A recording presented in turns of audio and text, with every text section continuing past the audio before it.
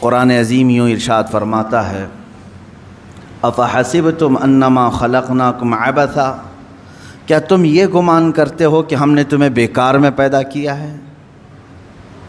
پہلی چیز، کیا تم یہ گمان کرتے ہو کہ ہم نے تمہیں فضول پیدا کیا ہے، بیکار میں پیدا کیا ہے؟ جیسے کچھ لوگ سوچ کر کے بیٹھے ہیں آج، وَأَنَّكُمْ إِلَيْنَا لَا تُرْجَعُونَ، اور رب تعالیٰ فرماتا ہے کیا تم یہ گمان کر کے بیٹھے ہو کہ تم ہماری طرف نہیں لوٹائے جاؤ گے، ہماری طرف نہیں پھیرے جاؤ گے؟ کیا تم یہ دو چیزیں سوچ کر کے آج بیٹھے ہو؟ تو ان چیزوں کو اپنے ذہن سے نکال دو۔ اللہ رب العزت نے دنیا میں کوئی بھی چیز فضول پیدا نہیں فرمائی۔ تمہاری بات تو الگ ہے، اس نے ایک چھوٹے سے کیڑے مکوڑے کو بھی پیدا کیا ہے تو اس کا اپنا ایک کام ہے، اس میں حکمتیں ہیں اللہ کی۔ انسان تم تو اشرف المخلوقات ہو، اور آپ کو بیکار میں پیدا کرنا ہو ہی نہیں سکتا۔ اتنا بڑا دنیا کا عجوبہ ہے انسان کہ جسے سمجھتے سمجھتے آج دنیا ہزاروں سال کا سفر کر چکی لیکن اسے سمجھ نہیں سکی۔ مجھے یہ بتائیں، ترقیات کے اس زمانے میں جہاں ہر چیز بنائی جا چکی ہے لیکن دوسرا انسان پیدا کیا نہیں گیا، آج تک دنیا میں روبوٹ تو بنے ہوں گے لیکن تمہارے دلوں کے اندر جو فیلنگز ہے وہ کون ڈالے گا اس کے اندر؟ ایک دوسرے سے محبت کرنا یا نفرت کرنے کے جو جذبے ہیں یہ کون اس مشین کے اندر ڈال سکے گا؟ انسان کو تو اللہ تعالیٰ نے بیکار میں نہیں بنایا، یہ ایک ایسا عجوبہ ہے کہ دنیا کی ساری مخلوقات جتنی بھی اللہ رب العزت کی ہیں ان میں افضل اسے بنایا ہے۔ جب افضل چیز کو کوئی اس طرح سے بیکار میں نہیں چھوڑتا دنیا میں، تمہارے پیدا کرنے کا کوئی تو مقصد ہوگا، کیوں تمہیں دنیا میں بھیجا گیا ہے؟ پہلی چیز یہ ہے کہ بعض لوگ یہ گمان کر کے بیٹھے ہیں میں تو ایسے ہی بیکار میں پیدا کیا گیا ہوں۔ وَأَنَّكُمْ إِلَيْنَا لَا تُرْجَعُونَ، اللہ رب العزت فرماتا ہے کیا تم یہ سوچ کر کے بیٹھے ہو کہ ہماری طرف نہیں لوٹائے جاؤ گے؟ جو من میں آ رہا ہے وہ کرتے جا رہے ہو، کیا تمہارے ذہن میں یہ بات نہیں کہ مجھے ایک دن لوٹ کر کے اس بارگاہ میں جانا ہے جس نے مجھے پیدا کیا ہے؟ یہ دو چیزیں اگر کسی ذہن میں آ جائیں، میں سمجھتا ہوں کہ اس نے اپنی زندگی کی پوری نصیحت حاصل کر لی۔ پہلی چیز، اسے یہ معلوم ہو کہ میں کیوں پیدا کیا گیا ہوں۔ دوسری چیز، اس کے ذہن میں یہ یقین ہو جائے کہ مجھے لوٹایا جائے گا، مجھے لوٹایا جائے گا، ایک جگہ مجھے کھڑا کیا جائے گا، وہ آخری دن ہوگا۔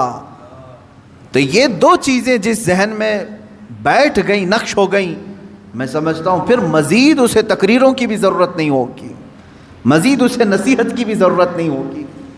اسی لیے میرے آقا صلی اللہ تعالیٰ علیہ وسلم نے ارشاد فرمایا کہ تمہارے درمیان دو نصیحت کرنے والے ہمیشہ رہیں گے، سمجھانے والے ہمیشہ رہیں گے، ایک قرآن پاک ہے اور دوسرے موت۔ موت تمہیں سمجھاتی رہے گی کہ ہر ایک کو لوٹنا ہے اللہ کی بارگاہ میں، ہر ایک کو پلٹ کر کے جانا ہے رب ذوالجلال کی بارگاہ میں۔ اور پھر بزرگوں نے یہ روایات میں بیان فرمایا، جس بندے کو یہ دو چیزیں سنوار نہیں سکی، تیسری کوئی چیز اسے سدھارے گی بھی نہیں۔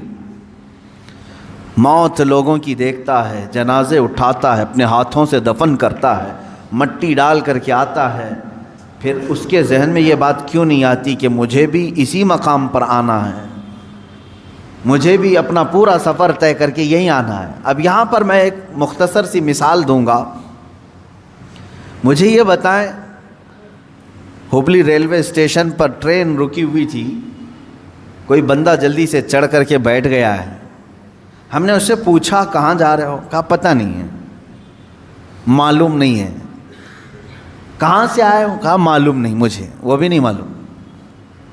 تو آپ کی نظر میں ایسا بندہ کیا ہوگا؟ پاگل ہی تو ہوگا، بیچارے کو یہ بھی نہیں معلوم کہاں سے آیا ہے اور زبردستی چڑھ کے بیٹھ گیا ہے، اسے یہ بھی نہیں معلوم ٹرین جا کہاں رہی ہے۔ دنیا میں یہ دو چیزیں جسے نہیں معلوم اسے بیوقوف نہیں، مہا بیوقوف کہیں، جسے یہ معلوم نہیں کہ وہ کہاں سے آیا اور کہاں جا رہا ہے۔ سفر یوں ہی نہیں ہوتا، آپ ایک بس میں بھی بیٹھتے ہیں تو پوچھ کر بیٹھتے ہیں کہ کہاں جا رہی ہے۔ ہر ایک انسان کو اپنی منزل معلوم ہے۔ اے انسانوں، تمہیں اپنی اس پوری لائف کی ڈیسٹینیشن کیوں نہیں معلوم کہ تمہیں کہاں تک جانا ہے، تمہیں کہاں تک پہنچنا ہے؟ ایک بات تو قرآن نے ہمیں بتا دیا ہے کہ ہم آئے کہاں سے تھے، جنت سے آئے تھے، کیونکہ ہمارے باپ کا وطن ہے جنت، آدم علیہ السلام وہاں رکھے گئے تھے، وہ اتارے گئے دنیا میں، ایک لمبا سفر طے کیا، ہم دنیا میں آئے ہیں جنت سے، ہماری روحیں جنت سے آئی ہیں، ہمیں ہمارا اوریجن تو معلوم ہے کہ کہاں سے آئے ہیں، لیکن اکثر یہاں بھول گئے، غلط ٹرینوں میں چڑھ گئے، انہیں معلوم ہی نہیں ہے جانا کہاں ہے۔ آج اگر تم نے طے نہیں کیا کہ جانا کہاں ہے تو زندگی تمہیں ایسے چوراہے پر لے جائے گی جہاں تم گمراہ ہو جاؤ گے، تمہیں پتہ بھی نہیں چلے گا۔ اب مثال کے طور پر اور ایک بات میں بتا دوں، مسجد سے نکلتے ہی اگر تم نے ارادہ کر لیا کہ مجھے درگاہ حضرت سید فتح شاہ رحمۃ اللہ علیہ میں حاضری دینا ہے، مسجد کے قدم باہر نکالتے ہی تمہارا ارادہ ظاہر ہو گیا، تم نے یہ ارادہ کر لیا، تو اب یہ تمہارا ارادہ تمہیں سیدھے اسی روڈ پر لے جائے گا جو درگاہ تک کی طرف جا رہا ہے، لیکن تم یوں ہی اندھا دھند چلتے رہے، کہاں جانے کا ہے سوچا ہی نہیں، تو مسجد سے باہر نکلنے کے بعد کیا کرتے ہو؟ ہوٹل میں گھس گئے، دکان میں کھڑے ہو گئے، کسی شو روم میں چلے گئے، دوستوں سے بات چیت کرتے رہے، شام ہو گئی، کیونکہ ارادہ ہی نہیں تھا جانا کہاں ہے، تھک گئے تو سونے کا بستر ڈھونڈ لیا۔ اتنا ہی ہوگا تمہاری لائف میں بھی، یہی ہے میرے عزیز، زندگی اسی طرح ہے کہ تم نے اگر آج طے نہیں کیا کہ ہمیں جانا کہاں ہے تو اسی طرح بھٹکتے رہو گے، کبھی پان کی دکان، کبھی ہوٹل کی چائے کی کٹے، اور یہ تمام چیزیں تو ٹھیک ہے، لیکن انسان ایسا بھٹکتا ہے کہ اسے پتہ ہی نہیں چلتا کہ مجھے کس جگہ پر کھڑا ہونا ہے۔ آج یہ طے کر لو کہ میری منزل اللہ کی جنت الفردوس ہے۔ جب تم نے یہ طے کر لیا تو تمہارا یہ ارادہ ٹھیک تمہیں اسی راستے پر چلائے گا۔ انسان کا مضبوط ارادہ اسے اس کے راستے پر لے آتا ہے، اللہ کی ہدایت بھی ہو، لیکن سوچا ہی نہیں، کبھی آج تک سوچتا ہی نہیں میں کہ مجھے جانا کہاں ہے، یہ معلوم نہیں۔ پوچھو پکڑ کر کے کسی کو، روزانہ صبح ہو رہی ہے شام ہو رہی ہے، صبح ہو رہی ہے شام ہو رہی ہے، زندگی کا سفر کٹ رہا ہے، یہ کہاں تک جائے گا؟ اکثر تو یہ کہیں گے جیسے چل رہا ہے چلنے دو، ہمیں کیا معلوم کہاں تک یہ زندگی لے جائے گی۔ میرے عزیزو، زندگی کہاں لے جائے گی؟ تم اسی طرح پنچر گاڑی میں بیٹھو گے تو پتہ نہیں کہیں پر بھی ٹائر پھٹے گا، اور ایسے ہی ہوتا ہے جیسے آپ یہاں سے نکلے اور ڈیسٹینیشن معلوم نہیں تھا، زندگی بھر گھومتے رہے اور جب تھک گئے تو قبرستان میں سو گئے، تمہیں اٹھا کر کے سلا دیا گیا، ہو گئی زندگی ختم ہو گئی۔ لیکن وہ بندہ جسے اپنا ڈیسٹینیشن معلوم ہے، جسے اپنی منزل معلوم ہے، جسے اپنا گھر معلوم ہے، وہ بھٹکتا نہیں، اسی راستے پر چلتا ہے۔ میرے پاس ٹائم کم ہے، مجھے جانا یہاں تک ہے، وہ تیزی سے دوڑتا ہے، یا سواری ملے تو اس پہ سواری پہ بیٹھ جاتا ہے۔ اب مجھے یہ بتائیں، تمہارے آپ کے ارادوں میں یہ ہے کہ یہاں سے مجھے اجمیر شریف جانا ہے، آپ کے پاس فقط 2 دن کا وقت ہے، آپ کوئی انتظام نہیں تھا، پیدل ہی نکل پڑے، تھوڑی دیر کے بعد دوڑنے لگے کہ نہیں 2 ہی دن کا ٹائم ہے، جلدی پہنچنا ہے۔ اس کے بعد پھر کوئی بیل گاڑی آئی، اس میں چڑھ گئے، جا رہی ہے یہ مجھے جہاں تک لے جائے، مجھے فاسٹ ہونا ہے۔ تھوڑی دیر کے بعد کوئی بائک والا آیا، وہ لے کے گئے، تھوڑی دیر کے بعد بس آئی، اس میں چڑھ گئے، تھوڑی دیر کے بعد ٹرین مل گئی، اس میں چڑھ گئے۔ یعنی آپ اس راستے پر ہر فاسٹ جانے والی چیز کو ڈھونڈ رہے ہیں اور بڑھتے جا رہے ہیں، کیونکہ 2 دن کا ٹائم ہے، اور بڑھتے بڑھتے اتنی تیزی سے پہنچ گئے کہ وقت سے پہلے آپ اجمیر معلیٰ پہنچ گئے۔ یہ زندگی کی دوڑ ہے۔ میرے عزیزو، تمہارے لیے اگر جنت کا فیصلہ ہو چکا ہے آپ کے ذہن میں کہ مجھے جانا وہیں پر ہے، تو میں یہ بتاتا ہوں زندگی بہت شارٹ ہے، تمہارے پاس بہت مختصر ہے، بہت تیزی سے تمہارے دن گزر رہے ہیں، تمہیں لوٹایا جائے گا اللہ کی بارگاہ میں، اور اس راستے پر تم تیزی سے چلو، اس لیے کہ ٹائم کم ہے، اور جنت کا ٹکٹ کسے ملتا ہے یہ بھی بتا دیا گیا ہے۔ تمہاری نمازیں کمپلیٹ ہوں، جلدی سے اس کی طرف توجہ کر لو، تمہارے روزے باقی نہ رہیں اس کی طرف لگ جاؤ، تمہاری زکوٰۃ کوئی قضا نہ رہ جائے اس کی طرف لگ جاؤ، حج اگر فرض ہو چکا ہے تو فوراً چلے جاؤ، اس لیے کہ وقت تمہاری زندگی میں بہت کم ہے۔ اور جسے یہ معلوم ہو کہ میرے مختصر وقت میں مجھے سب کرنا ہے، میں سمجھتا ہوں وہ اپنی زندگی کو عیاشیوں میں نہیں گزارتا، فالتو اور ضائع اوقات اپنی زندگی کو نہیں خرچ کرتا۔ عزیزان گرامی وقار، آیت کریمہ پھر سے میں پڑھتا ہوں۔ اللہ رب العزت ارشاد فرماتا ہے، افحسبتم انما خلقناکم عبثا، کیا تم یہ گمان کر کے بیٹھے ہو کہ ہم نے تمہیں بیکار میں پیدا کیا ہے؟ عزیزان گرامی وقار، ایک جو چھپکلی ہوتی ہے، ایک کاکروچ سمجھ لیں، جھینگر، اس کو بھی اللہ نے بیکار میں نہیں بنایا، اس کے وجود کا کوئی نہ کوئی مقصد ہے، لاکھوں اس کی مخلوقات ہیں، ہر ایک کے پیدا کرنے میں کوئی نہ کوئی حکمت ہے جو پیدا کرنے والا جانتا ہے۔ اب تم جیسی مخلوق کو، ہم جیسی مخلوق کو اللہ کیا بیکار پیدا کیا ہے؟ اگر تمہارا یہ ارادہ ہے کہ ہمیں بیکار نہیں پیدا کیا گیا ہے تو پھر اپنا وقت بیکار کیوں ضائع کرتے ہو؟ اپنے اوقات کو فضول کیوں برباد کرتے ہو؟ اس وقت کو وہ بندہ فضول نہیں خرچ کرے گا جو یہ گمان کرتا ہے کہ اللہ نے مجھے بیکار میں نہیں بنایا، مجھے بیکار میں نہیں پیدا کیا ہے۔ اے عزیزو، اللہ تبارک و تعالیٰ نے مقصد زندگی بھی ہمیں دوسری جگہ پر بیان کر دیا کہ تمہیں پیدا کرنے کا مقصد کیا ہے۔ وَمَا خَلَقْتُ الْجِنَّ وَالْإِنسَ إِلَّا لِيَعْبُدُونِ، میں نے جنات اور انسان کو صرف اس لیے پیدا کیا ہے کہ وہ میری عبادت کریں۔ تم پیدا کیے گئے ہو رب کائنات کی عبادت کے لیے۔ یہ کیسا بھولا انسان ہے، اس ایک چیز کو چھوڑ کر کے ساری چیزیں کرنے لگ گیا، جس کے لیے پیدا کیا گیا تھا وہی چھوڑ دیا۔ یہ ایسے ہی اس کی مثال ہے کہ ایک چرخہ جو ہوتا ہے، مشین، کپڑے سینے والی مشین، کس کام کے لیے ہوتی ہے؟ یہ کپڑے سل کر کے دے، لیکن وہ مشین جو ہے ایڈوانس بن گئی اس زمانے میں، وہ پریس کر کے بھی دے رہی ہے، کپڑا پریس کر کے بھی دے رہی ہے، کپڑے کو طے کر کے بھی دے رہی ہے، کپڑے کو دھل کے بھی دے رہی ہے، ایڈوانس ہو گئی۔ سلائی مشین کی بات کر رہا ہوں میں، فار ایگزامپل میں مثال بتا رہا ہوں، پریس کر کے بھی دے رہی ہے، دھلائی کر کے بھی دے رہی ہے، طے کر کے بھی دے رہی ہے، سکھا کر کے بھی دے رہی ہے، لیکن ایک کام نہیں کر رہی ہے، کپڑا نہیں سل پا رہی ہے، کپڑا سل نہیں پا رہی ہے۔ تو آپ کیا کہیں گے؟ پھر اس کو سلائی مشین کیوں کہہ رہے ہیں؟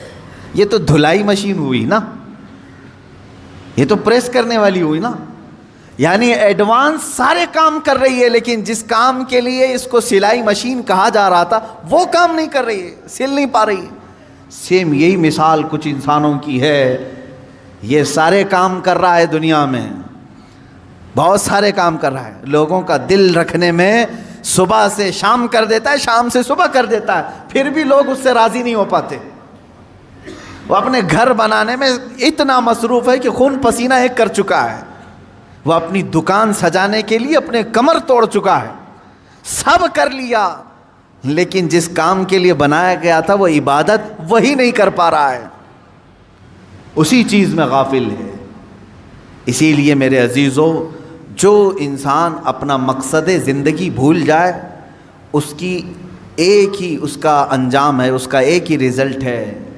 مثال کے طور پر میں اپنے گھر واشنگ مشین لایا کپڑے دھلنے کے لیے، کس کام کے لیے؟ کپڑے دھلنے کے لیے، لیکن اب وہ کپڑے دھلنا چھوڑ چکی ہے، ریپیئر کرایا پھر بھی ریپیئر نہیں ہو رہی، آخر کام کیا بچا؟ اس کو کباڑ خانے میں ڈالنا ہے، بھنگار میں ڈالنا ہے، اسکریپ۔ جس کام کے لیے میں مشین لیا تھا وہ نہیں کر رہی ہے، اس کا صرف ایک ہی کام ہے، اسکریپ، کیونکہ دوسرا خریدتا بھی نہیں، ٹوٹی ہوئی مشین کو، بیکار مشین کو خریدتا بھی کوئی نہیں، اسکریپ میں جائے گی۔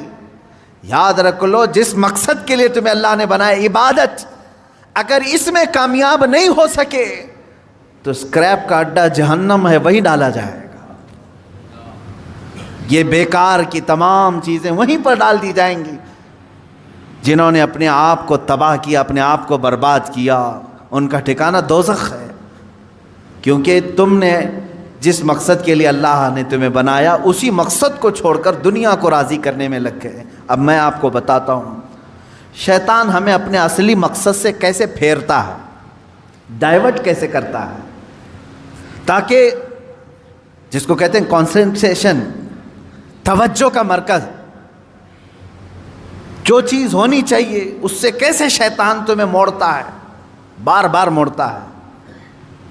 تم کو اللہ رب العزت کو راضی کرنا چاہیے تھا، تم نکلے اپنے گھر سے کہ میں اپنے رب کو راضی کرنے کے لیے چل رہا ہوں، درمیان میں تمہیں کوئی دوست ملا، اس نے یہ بتایا کہ فلاں دوست تو تجھ سے بہت ناراض ہے، پتہ نہیں کل تو نے اس کو کچھ کر دیا تھا، کیا تو نے کچھ کیا تھا، تمہارے دل میں اس دوست کی ناراضگی کی بات آئی، سوچا کہ اس کو منا لیتا ہوں کسی طرح، یا جھگڑا کر لیں یا کچھ بھی۔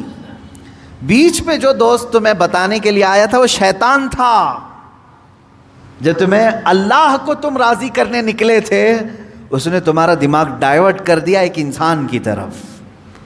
تم جا رہے تھے رب ذوالجلال کی عبادت کے لیے، اسے منانے کے لیے، شیطان نے تمہارے دل میں یہ بات ڈال دی کہ پہلے اس کا کام کرو تم، اور ادھر چلے گئے، اس کو مناتے رہے، وہ نہیں مانا، یہاں تک کہ کچھ لوگ ایسے ہیں جن کو منانے میں تمہیں برسوں لگ جاتے ہیں، وہ نہیں مانتے ہیں، ہوتا ہے ایسے۔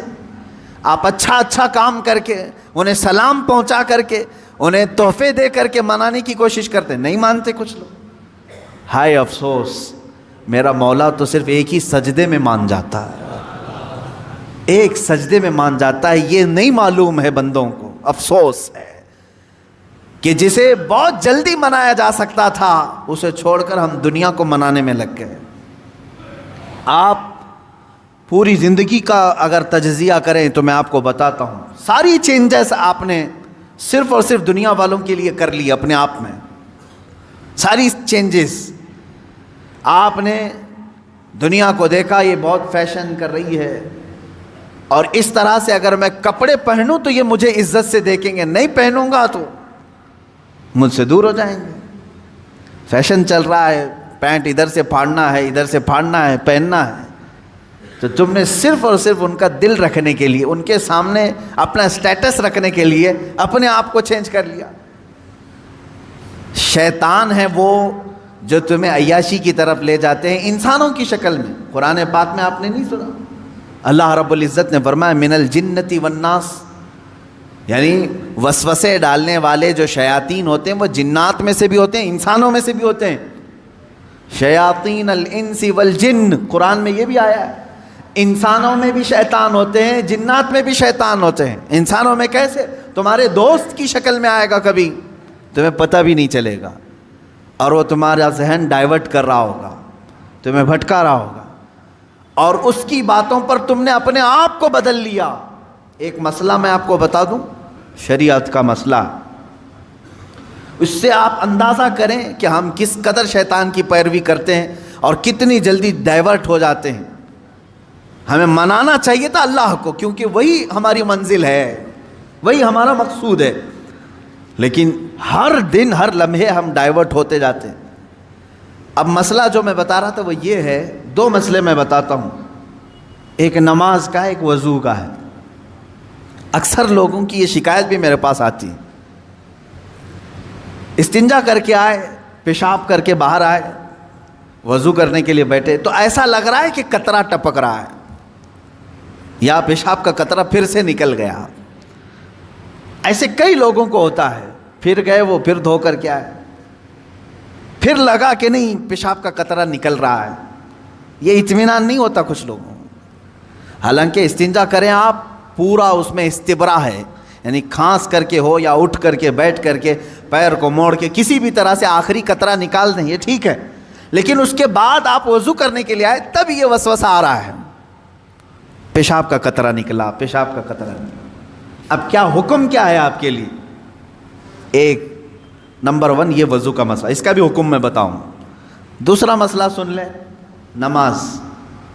4 رکعت ظہر کی پڑھنے کے لیے کھڑے تھے، یا 4 رکعت عصر یا عشاء کی، 2 رکعت پڑھے، تیسری رکعت میں کھڑے ہوئے تھے، اب شک ہونے لگا کہ دوسری ہے کہ تیسری ہے، تیسری میں کھڑے تھے، یہ شک ہونے لگا یہ چوتھی ہوگی کہ تیسری ہوگی. ایسا ہوتا ہے بہت سارے لوگ. نماز کا ایک مسئلہ یہ ہے، آپ وضو کا ہے، دونوں کا حکم کیا ہے اس سے میں آپ کو اپنی زندگی کے متعلق بتاؤں گا. پہلا والا جو مسئلہ ہے پیشاب کے قطرے کا، پہلی مرتبہ ایسا کبھی ہوا ہے تو جاؤ دھل لو. ایک بار ایسا ہوا کہ پیشاب کا قطرہ ٹپکا ہے یا لگ رہا ہے، جاؤ دھل کے آ جاؤ. پھر ایک مرتبہ ایسا ہوا ہے کہ وضو کرنے بیٹھا ہوں، ایسا لگا کہ پیشاب کا قطرہ ٹپک گیا، جاؤ دھل کے آؤ اور اتنا حصہ جہاں کپڑے میں لگا اس کو بھی دھل لو. تیسری مرتبہ بھی ایسا ہوا ہے، دھل لو. اب اس کے بعد شریعت کہتی ہے اب نہیں جانا اس کے بعد. اب وضو کے لیے اگر بیٹھو گے تمہیں لگ رہا ہے کہ پیشاب کے قطرے ٹپک رہے ہیں، ٹپکنے دو. تم پانی لے لو ایک چلو میں اور اس جگہ پر چھڑک دو پانی وہاں پر اس کپڑے کے اوپر چھڑک دو. کیوں؟ اس لیے کہ کہا گیا ہے کہ بعد میں اگر تمہیں وسوسہ بھی آنے لگے تو یوں سمجھ لو یہ پیشاب کا قطرہ نہیں بلکہ میرا چھڑکا ہوا پانی ہے، میرا چھڑکا ہوا پانی. اچھا ایسا کیوں کرایا گیا؟ شک تو ہو رہا ہے. سنیں فقہائے کرام نے فرمایا اے بندے تجھے عبادت اللہ کی کرنی ہے. کس کی کرنی ہے؟ اللہ کو راضی کرنا ہے. اور یہ جو وسوسے آ رہے ہیں تجھے یہ شیطان کے ہیں. اگر تو بار بار اٹھ کر کے دھونے کے لیے چلا جائے گا تو بات یہ ہوگی کہ تو شیطان کی پیروی کر رہا ہے اللہ کو چھوڑ کر کے. یہاں شریعت نے یہاں تک کہا کہ شیطان کی پیروی ہو جائے گی اگر کثرت سے تو کرنے لگ گیا. جب شیطان وسوسہ ڈالا اٹھ گئے، جب شیطان شک ڈالا پھر اٹھ گئے. بار بار اگر خیال آ رہا ہے تو اس پر عمل کرنا جائز نہیں. پانی چھڑک لو اور کہو میں شیطان کی پیروی نہیں کروں گا، میرے مولا کی عبادت کروں گا. دوسرا مسئلہ نماز کا کہ جس میں اگر 3 میں 4 میں شک ہو، ایک بار ہو گیا تو چلو دوہرا لو، 2 بار ہو گیا تو چلو ٹھیک ہے، جتنا یقین ہے اس کے آگے کی رکعتیں پڑھ لو. اب اگر بار بار ایسا شک ہوتا ہے تو فرمایا گیا اپنی نماز ویسی ہی کمپلیٹ کرو، اس لیے کہ یہ شیطان تمہیں وسوسے ڈال رہا ہے. اگر تم اس کے وسوسوں کی طرف جاؤ گے تو یہاں ہوگا یہ کہ تم شیطان کی پیروی میں لگ گئے. حقیقت میں نماز تو رحمان کی عبادت ہے. آپ سمجھ رہے ہیں؟ یہ 2 مسئلوں سے میں تمہیں بتاؤں گا میرے عزیزو. پوری زندگی بھر شیطان اسی طرح سے کرتا ہے، تمہیں اپنے اصلی مقصد سے ڈائیورٹ کر کے کسی عام فضول چیز میں لگا دیتا ہے، فضول چیز میں لگا دیتا ہے. اسی لیے اب جیسے کسی نے اپنے پورے گھر کی فکر میں، اپنی جائیداد کی فکر میں پوری زندگی ختم کر دی، اسے معلوم ہی نہیں کتنے دن رہنے والا تھا، کتنی عمارتیں بنا رہا ہے، کتنی چھتیں قائم کرے گا. اے بندے تیری زندگی لمبی سے لمبی جاتی تو 70-80 سال کی، تو بنا ہی رہا ہے 30-40 سال کی عمر میں. بچے ہیں تیرے پاس 25-30 سال، ان 25-30 سالوں کے لیے تو نے اپنی پوری زندگی جھونک دی، صحت و طبیعت سب برباد کر ڈالی. لیکن جہاں 100 سال سونا ہے کہ 200 سال کہ 500 سال کہ 1000 سال، ہمیں معلوم نہیں قبرستان میں کتنا سونا ہے، وہاں کے لیے بندہ ایک رات کی بھی عبادت کرنے کو تیار نہیں، ایک تسبیح گھمانے کو بھی تیار نہیں، وہاں کی عمارت تیار کرنے کو بندہ تیار نہیں. یہ شیطان ڈائیورٹ کر چکا ہے تمہیں. تمہاری اصلی منزل تو وہ تھی، تمہیں لگا دیا کسی اور کام میں، تمہیں لگا دیا کسی اور کام میں.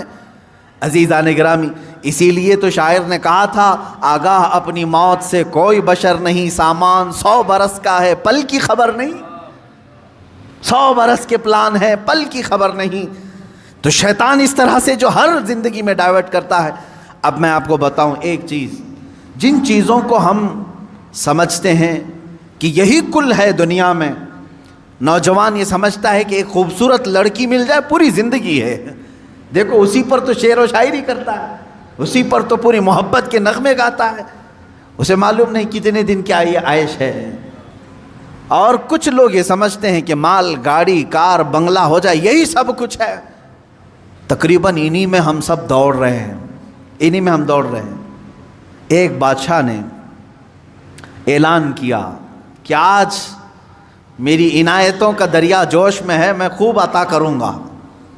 لوگوں کو بلایا, ایک کوئی بندہ ایسا آ جائے جس کے لیے میں کہتا ہوں اپنے ہاتھ میں ایک چھڑی لے لے, لکڑی لے لے, اور وہ زمین پر دائرہ کھینچتا جائے. صبح فجر کے بعد اب وہ دائرہ کھینچتا کھینچتا سورج کے ڈوبنے سے پہلے پہلے تک جتنا دائرہ کھینچ لے گا وہ پوری زمین اس کے نام پہ کر دوں گا. دن بھر میں آپ کتنے ایکڑ کھینچ لیں گے؟ اگر فری میں مل رہا ہے تو کون چھوڑے گا؟ دائرہ کھینچنے کے لیے کہا کہ جو لکیر سے سرکل بنا لے, جتنا بنا لے گا, لیکن ٹائم ہے سورج ڈوبنے سے پہلے پہلے تک. اس میں سے ایک وزیر یا ایک سپاہی آگے آیا اور اس نے اپنے ہاتھ میں چھڑی لے لی. بادشاہ سلامت مجھے اجازت دے دے. اور بادشاہ نے کہا کہ اگر سورج ڈوب گیا تو پھر ایک بالشت زمین بھی نہیں دی جائے گی, یعنی 1 فٹ زمین بھی نہیں دی جائے گی. ہاں, سورج ڈوبنے سے پہلے پہلے تک یہاں پر دائرہ مکمل کر. اب وہ نکلا چھڑی لے کر کے, لکیر کھینچتے کھینچتے. اسے بہت بڑی زمین چاہیے تھی, اتنی بڑی کہ اس سلطنت میں کسی کی نہ ہو. جب فری میں مل رہی ہے, کھینچتا کھینچتا وہ کافی دور تک چلا گیا. دوپہر ہو گئی, تھک گیا, کچھ دوڑا کچھ چلا. اب جب دوپہر ہو کر سورج ڈھلنے لگا تو اس نے سوچا واپس ہو جاتے, چونکہ جہاں سے میں دائرہ کھینچا ہوں وہاں تک لا کر کے لکیر کو ملانا ہے, اتنی زمین میرے نام پہ. اب واپس ہوا. اب یہ کتنے کلومیٹر کی زمین گھیرا تھا واللہ عالم. دوڑا تھا اس نے صبح سے لے کر دوپہر تک, نہ کھانا ہے نہ پانی ہے, دوڑ رہا تھا. دوڑتے دوڑتے سورج پیلا ہو گیا, عصر کا وقت آ گیا. اب اس نے دیکھا کہ بادشاہ کا محل اور سپاہی سب قریب نظر آ رہے ہیں. دل میں ٹھنڈک ہو گئی, میں پہنچ جاؤں گا. سورج کے ڈوبنے سے پہلے پہلے میرے بگننگ پوائنٹ جو ہے, جہاں سے سٹارٹ ہوا تو وہاں تک پہنچنا ہے مجھے. لیکن تھک گیا تھا, اعضا جواب دے رہے تھے, نڈھال ہو گیا. شاید آدھا کلومیٹر یا 1 کلومیٹر باقی رہ گیا ہوگا, چلنے کی سکت نہیں رہی. لیکن باہر سے وہاں سے لوگ آوازیں دے رہے تھے, بہت لمبی زمین تو نے گھیرا ہے, اتنی بڑی زمین کسی کو نہیں ملی سلطنت میں, آ جا دوڑتے ہوئے. کچھ لوگوں نے ہمت دکھائی, حوصلہ دلایا, دوڑا اور تیزی سے دوڑا, پھر دوڑا. سورج ڈوبنے کے بالکل پاس میں آ گیا. سورج غروب ہونے کے لیے بس آدھا سورج اندر جا چکا تھا, اور اس کا پوائنٹ جہاں سے شروع کیا تھا وہ بھی قریب نظر آ رہا تھا, وہ بھی قریب نظر آ رہا تھا. دوڑا اور دوڑا, یہاں تک کہ اپنے اس پوائنٹ کے بالکل پاس میں پہنچا. لیکن سورج ڈوبا. کتنا باقی تھا؟ سورج ڈوبنے سے پہلے پہلے وہ اپنے پوائنٹ پہ پہنچ گیا. اس طرح کہ پیر اس کے ایک طرف, ہاتھ اس کے اس طرف, سو کر کے اس نے اپنی لکڑی آگے کی, پوائنٹ پر پہنچ گیا. اس کے بعد سورج ڈوب گیا. اب اس کی ہو گئی زمین, جتنا صبح سے لے کر دوڑا تھا اس کی ہو گئی زمین. لیکن جب قریب میں آئے, اٹھانے کی کوشش کی تو اس کا انتقال ہو چکا تھا. دن بھر ایسا دوڑا تھا کہ روح نکل گئی, اسی طرح پڑا تھا. اس کے پیر اور اس کے ہاتھ, اس کا ہاتھ کی موجود لکڑی اس پوائنٹ تک پہنچی ہوئی تھی, اور وہ وہاں مرا ہوا پڑا تھا, روح نکل چکی تھی. بادشاہ آیا, وزیروں کو کہا اٹھاؤ, اس کی قبر یہیں بنائی جائے گی جہاں یہ انتقال کیا ہے. اس کی قبر وہیں کھودی گئی. کتنے فٹ کا رہا ہوگا, 6 فٹ کا رہا ہوگا, جتنا بھی رہا ہوگا. قبر اس کی بنائی. بادشاہ نے ایک بہت تاریخی جملہ اس کی قبر پر لکھا, کہا کہ اس کو ضرورت صرف 6 فٹ کی تھی, دوڑا پورے دن بھر, اس کو اتنی ضرورت تھی, اور دوڑا اتنا کہ اپنی موت کے منہ میں چلا گیا. موت کے منہ میں چلا. یہی ہماری زندگی ہے آج, تقریباً اسی کی طرح ہم بھی کر رہے ہیں. اتنا دوڑ رہے ہیں پتہ ہی نہیں چلتا کہ کہاں موت آ گئی. تمہیں ان تمام چیزوں کی ضرورت ہی نہیں تھی جس کے پیچھے پڑے ہوئے ہو. سب تو اللہ نے لکھ کر کے بھیجا ہے. ارے میاں تم اپنی ماں کے پیٹ میں 100 دن کے نہیں تھے, تب اللہ نے فرشتوں کو بھیج کر کے لکھوا دیا, اسے اتنا رزق لکھ دو, اسے اتنے اولاد لکھ دو, اسے اتنی خوشبختیاں لکھ دو. سب لکھا جا چکا ہے. جو ملنا ہے اس پر ہم پوری زندگی کیوں داؤ پر لگائیں؟ ہمیں تو اس مولا کو راضی کرنے کے لیے زندگی خرچ کرنی چاہیے. ہم وہ نہیں کر سکے. میں یہاں چند بزرگوں کی بات بتا دوں. اللہ والے کیا دنیا میں انہوں نے کچھ حاصل نہیں کیا؟ مخدوم علی شاہ مینا رحمۃ اللہ تعالی علیہ, محمد شاہ مینا رحمۃ اللہ علیہ, لکھنؤ کے بڑے بزرگ, ان کی سیرت میں نے پڑھا. جانتے ہیں عبادت بھی کیسے کرتے تھے؟ اللہ اکبر. رات کے وقت کھلی دیوار جو ہوتی, کمپاؤنڈ جیسے ہوتا ہے دیوار کے اوپر کھڑے ہو جاتے تھے, عبادت کے لیے کھڑے ہوتے تھے. ادھر بھی نیچے ادھر بھی نیچے, بیچ میں دیوار ہے, کھڑے کھڑے عبادت کرتے تھے رات تک. لوگ کہتے کہ حضور مسجد ہے, نیچے صحن ہے, آرام سے کریں. کہتے جب آرام ملتا ہے تو نیند آ جاتی ہے, آرام ملتا ہے تو نیند آ جاتی ہے. میں دیوار پر کھڑا ہوتا ہوں اور رات کو نیند آتی ہے تو کبھی کبھار دیوار سے گر جاتا ہوں. تو کہا گر جاتے ہیں پھر بھی کھڑے ہوتے ہیں؟ کہا ہاں, جو جسم غافل ہوگا اس کی سزا یہی ہے کہ وہ دیوار سے گرایا جائے. جو اپنے مولا سے غافل ہو اس کی سزا یہی ہے کہ اسے گرایا جائے. یہ اللہ والے تھے جو لمحے بھر کے لیے غافل ہوتے تو اپنے جسموں کو سزا دے دیتے تھے. حضرت سیدنا ابو بکر شبلی رحمۃ اللہ تعالی علیہ, یہ ہمارے سلسلہ قادریہ کے بڑے بزرگ ہیں. بحر شبلی شیر حق دنیا کے کتوں سے بچا, ایک کارک عبد واحد بے ریا کے واسطے. ہم شجرہ میں پڑھتے ہیں ان کا نام. حضرت ابو بکر شبلی رحمۃ اللہ علیہ بغداد شریف کے بزرگ ہیں. سیدنا امام اعظم ابو حنیفہ رضی اللہ تعالیٰ عنہ کے پڑوس میں دفن ہیں. آپ جب رات کو ذکر الہی کے لیے کھڑے ہوتے یا عبادت کے لیے کھڑے ہوتے, ایک مرتبہ ایسا ہوا کہ آپ کو جھپکی آئی, نیند آئی. یہاں تو لوگ رات تو چھوڑے جمعہ میں سوتے ہیں, بہت سارے لوگ تو جمعہ میں اپنی نیند کمپلیٹ کر کے آتے ہیں. پتہ ہی نہیں چلا کہ امام کب کھڑا ہوا, اقامت کب ہوئی, خطبہ تو پورا نیند میں چلا گیا. واللہ عالم سوتے ہیں یا پھر کشف کرتے ہیں, مراقبہ کرتے ہیں, چوتھی منزل پر پہنچتے ہوں گے. عزیزان گرامی, یہ وہ دل سوتا ہے جسے اپنے رب تعالیٰ کی طرف توجہ نہیں ہوتی. وہ آیا ہے رسم ادا کرنے کے لیے, وہ آیا ہے لوگوں کے دکھاوے کے لیے. دل کی توجہ اور دل کی حضوری ہو تو نیند کہاں کی. حضرت ابو بکر شبلی رحمۃ اللہ تعالی علیہ رات کے وقت جھپکی آ گئی, تھوڑا سا اونگ آئی. کیا کیا جانتے آپ؟ وہ کھڑے ہوئے. پہلی مرتبہ رات میں ایسا ہوا کہ مجھے اونگ آ گئی. کیسا ہوا؟ اس کے بعد گئے, سرما لگانے کی سلائی لے کر نمک میں پھیرا اور نمک پورا آنکھوں میں لگایا. آنکھوں میں نمک لگاتے, ذرا لگا کر کے دیکھو اپنی آنکھوں میں نمک کیا حالت ہوگی. سیدنا ابو بکر شبلی رحمۃ اللہ علیہ کی آنکھوں سے خون رستا تھا, خون رستا تھا, ٹپکتا تھا, اور اسی حالت میں وہ عبادت کرتے تھے. لوگوں نے پوچھا کیا یہ اس طرح سے کرنا صحیح ہے آپ کا؟ اپنی آنکھوں کو آپ نے نمک میں ڈال دیا. وہ ہنستے تھے. کہا یہ غافل آنکھوں کی تو بہت چھوٹی سزا ہے, بہت چھوٹی سزا ہے کہ میں نے نمک پھیر دیا. اگر اسی طرح زندگی بھر غافل رہی تو اس میں تو آگ کی سلائیاں پھیری جائیں گی, آگ کی سلائیاں پھیری جائیں گی. میں تو نمک پھیر رہا ہوں. عزیزان گرامی, وہ کہاں ہو تم, کس جگہ پر کھڑے ہو آج؟ اپنا مقصد زندگی کو تو سمجھ لو. مجھے کیوں پیدا کیا تھا رب تعالیٰ؟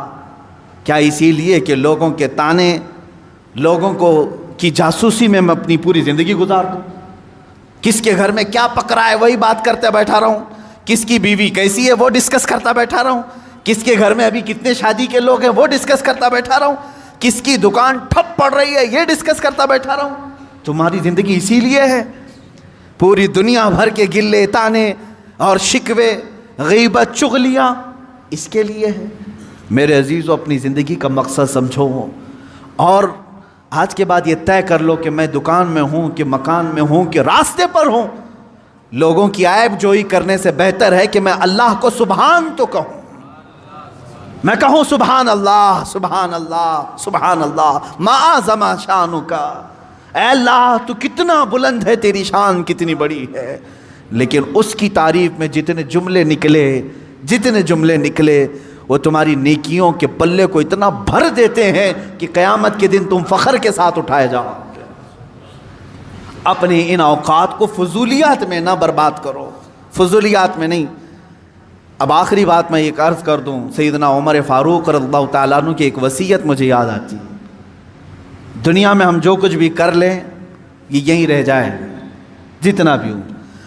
آپ نے 2 وصیتیں کی تھی اپنے انتقال سے پہلے، کہا میری قبر چھوٹی بنانا، بس بہت زیادہ لمبی چوڑی نہیں، چھوٹی سی، اتنی کہ ایک کروٹ بھی نہ ہو، چھوٹی قبر بنا کر کے مجھے دفن کرنا۔ دوسری وصیت، مجھے سادہ سا کفن کپڑا دینا، عام لباس میں مجھے دفن کر دینا، کفن دینا۔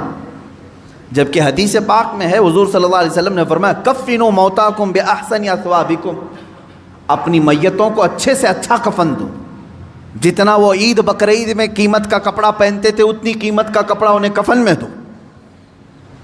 یہ مسئلہ ہے۔ عمر فاروق رضی اللہ تعالیٰ عنہ کی وصیت، یہ ان کا تقویٰ ہے۔ فرمایا چھوٹی قبر میں مجھے دفن کر دو، سادے کفن میں مجھے ملبوس کر کے دفن کر دو۔ پوچھا گیا لوگوں نے آپ سے کہ ایسا آپ کیوں فرما رہے ہیں؟ توجہ چاہتا ہوں، یہی 2 چیزیں ہمیں ہمارے مقصد تک لے جا سکتی ہیں۔ فرماتے ہیں اے لوگو، اگر تم نے مجھے امیر المومنین سمجھ کر کے، بڑا سمجھ کر کے بڑی لمبی چوڑی قبر کھود دی، شاندار قبر بنا کر کے دفن کیا، ہونا کیا ہے؟ تم دفن کر کے ادھر جاؤ گے، اگر میرے اعمال میں ایک بھی عمل میں پکڑا گیا تو یہ تو پوری چوڑی قبر بھی دبا کر کے میری ہڈی پسلیاں توڑ دے گی، دیواریں دبائیں گی، کیونکہ حدیث پاک میں ہے وقتۃ القبر حق، قبر کا جھٹکا دینا حق ہے، ہر ایک کے ساتھ ہوگا۔ سیدنا عمر فاروق فرماتے ہیں یہ قبر کی دیواریں تو ہڈی پسلیاں توڑ دیں گی اگر میں کسی عمل میں پکڑا گیا۔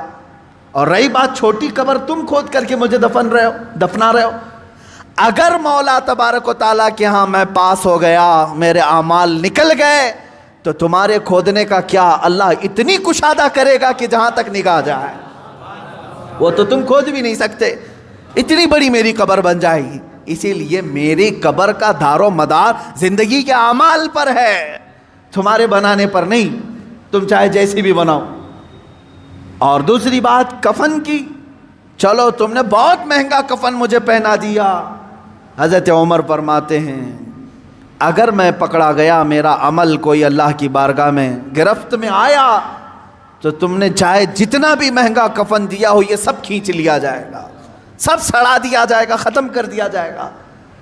اور اگر تم نے ہلکا کفن بھی دے دیا مجھے، سستا کفن بھی دیا، لیکن مولا کو میرے اعمال پسند آ گئے تو وہ تو مجھے جنتی لباس پہنائے گا۔ سارا دار و مدار میرے اعمال پر ہے۔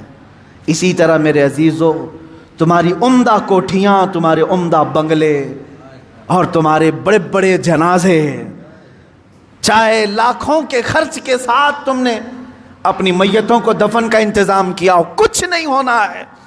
تمہاری زندگی کا سارا دار و مدار یہی چند دن ہے جو تم اللہ کو منانے میں لگا دو گے۔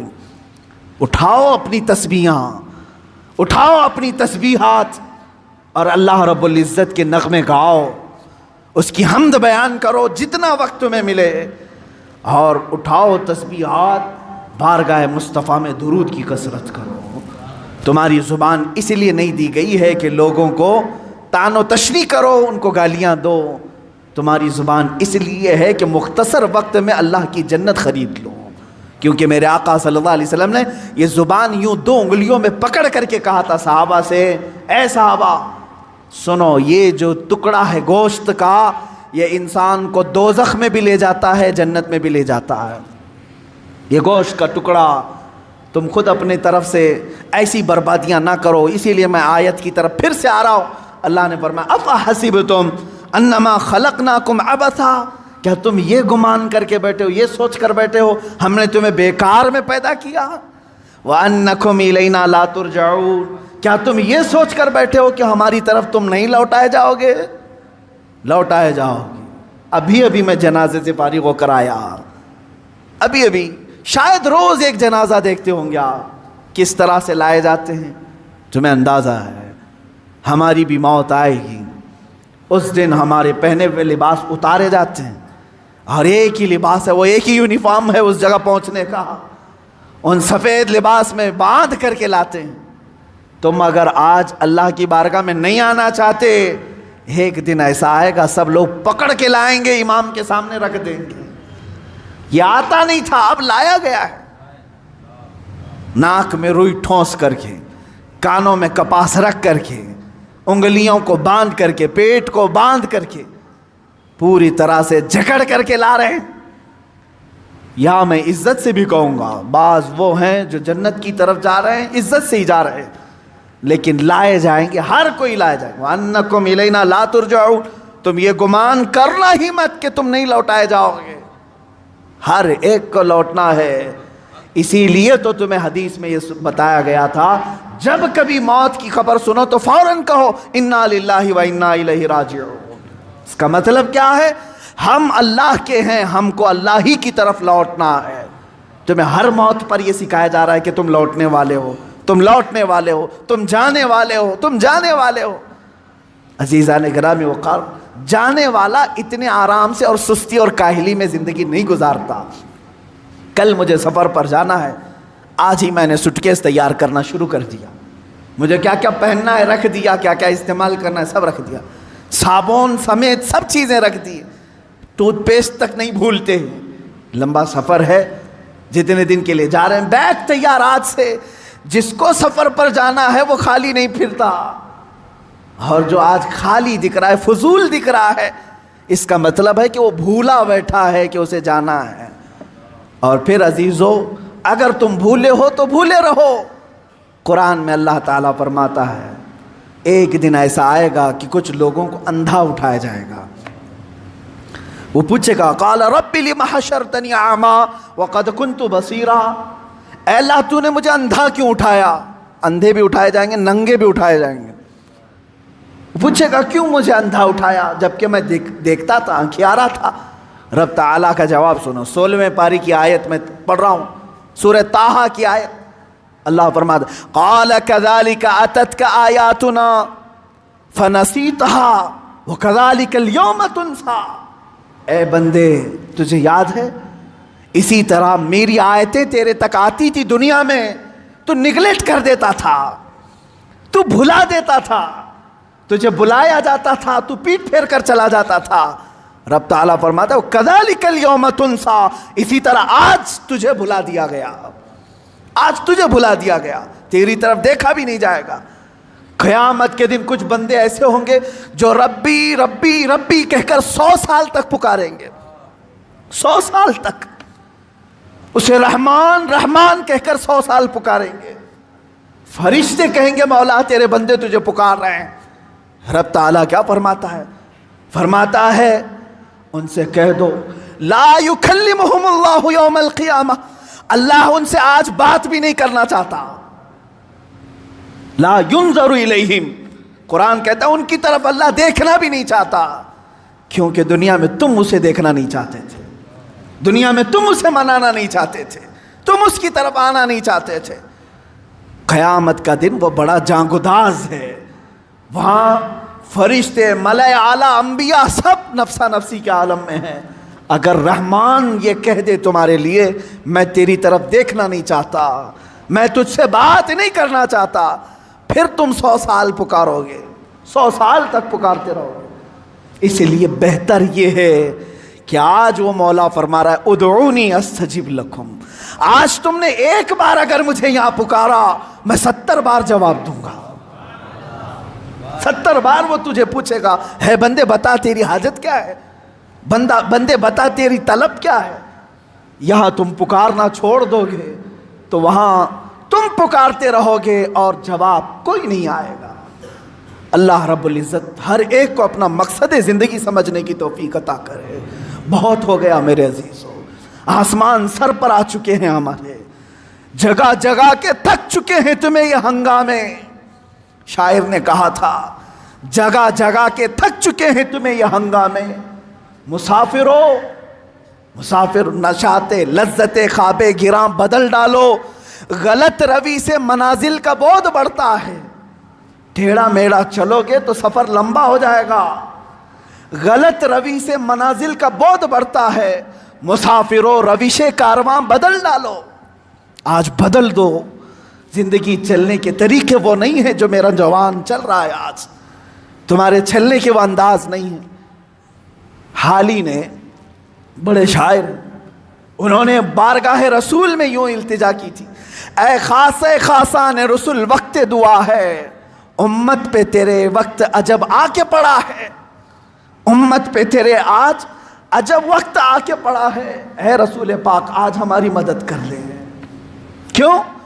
اس لیے کہ وہ نکلے تھے جو عرب سے بڑی شان سے، وہ مومنین نکلے تھے بڑی شان سے، آج وہ اسلام اپنے ہی دیش میں غریب الغربا ہے، یہاں کروڑوں کی تعداد میں ہو کر ہم غریب ہیں، اجنبی ہیں، مارے جاتے ہیں، توڑے جاتے ہیں، پھونکے جاتے ہیں، جلائے جاتے ہیں۔